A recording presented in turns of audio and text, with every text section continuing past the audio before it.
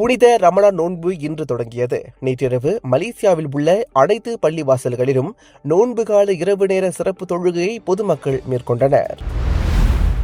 நாட்டில் சமூக ஊடக ஒழுங்குமுறைக்கு சமநிலையான அணுகுமுறை தேவைப்படுகிறது என்று தகவல் தொடர்பு அமைச்சர் ஃபாமி ஃபாட்சில் தெரிவித்தார். 2024 ஆண்டுக்கான தலைசிறந்த முஸ்லிம் தலைவராக சரவா மாநில பிரீமியர் டத்தோ பத்திங்கி தான் ஸ்ரீ அபாங் ஜோஹாரி துன் ஒப்பங்கிற்கு உலக முஸ்லிம் தலைமைத்துவ கலந்துரையாடலின் தலைவர் டத்தோ ஸ்ரீ முகமது இக்பால் விருது வழங்கி கௌரவித்தார். திருமுறை மாநாட்டில் மாயிகா துணைத் தலைவர் டத்தோ ஸ்ரீ சரவணனுக்கு சங்கரத்னா விருது வழங்கி கௌரவிக்கப்பட்டது.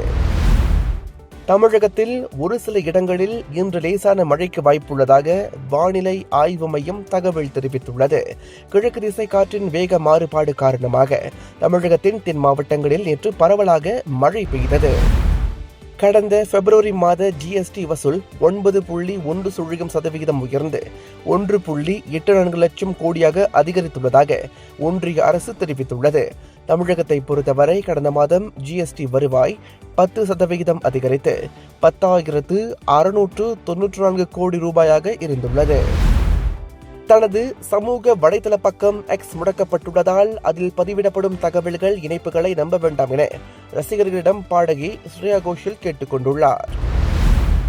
ட்ரம்ப் ஜெலன்ஸ்கி இருவருக்கும் இடையிலான விவகாரங்களில் பேசு பொருளாக மாறியுள்ள வேளையில் யுக்ரைன் அதிபர் விளாடிமிர் ஜெலன்ஸ்கி அமெரிக்க அதிபர் டொனால்ட் ட்ரம்பிடம் மன்னிப்பு கேட்க வேண்டும் என்று அமெரிக்க நாட்டின் செயலாளர் மார்க்கோ ரூபியோ வலியுறுத்தியுள்ளார். பிரெஞ்சு அதிபர் இமானுவேல் மேக்ரோன் அமெரிக்கா யுக்ரைன் அதிபர்களை அமைதி காக்கும்படி வலியுறுத்தியிருக்கிறார். துருக்கியில் அரசை எதிர்த்து சுமார் 40 ஆண்டுகளாக ஆயுத கிளர்ச்சியில் ஈடுபட்டு வந்த குர்திஸ்தான் தொழிலாளர் கட்சியான PKK நேற்று முதல் போர் நிறுத்தம் அறிவித்துள்ளது. இது போன்ற மேலும் பல செய்திகளுக்கு நம்பிக்கையோடு தொடர்ந்து இணைந்திருங்கள். வணக்கம்.